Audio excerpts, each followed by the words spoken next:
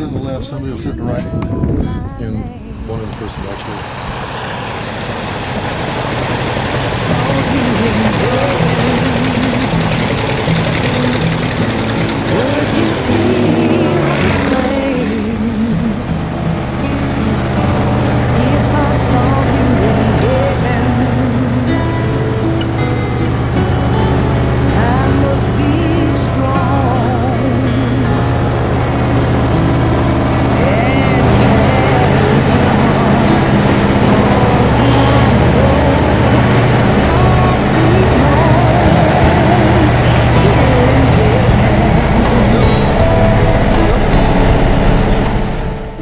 Cooper was a little antsy in the back seat.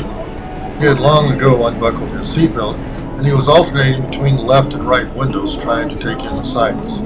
I invited him to walk up between the seats and sit on Mickey's lap so he could see ahead a little bit better.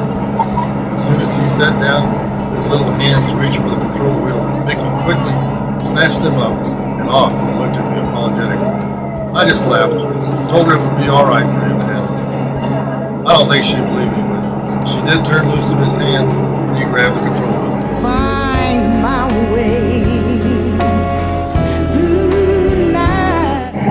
From the ground, watching the 195, I could see that Cooper was flying it, not Mike. Can't stay here in heaven.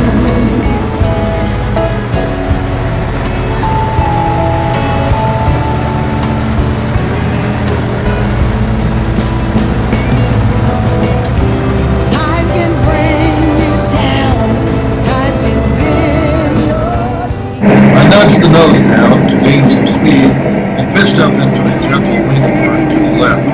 Cooper wasn't so sure about the wingover at first. He glanced back and forth, but almost immediately he started laughing and giggling with delight as the ground came back into view on the left side. I think he would have continued banking back and forth for an hour if we would only have let him. I began to notice some signs of distress from Mickey, and I thought she probably had experienced enough flying for this evening. They asked Cooper to go back to his seat,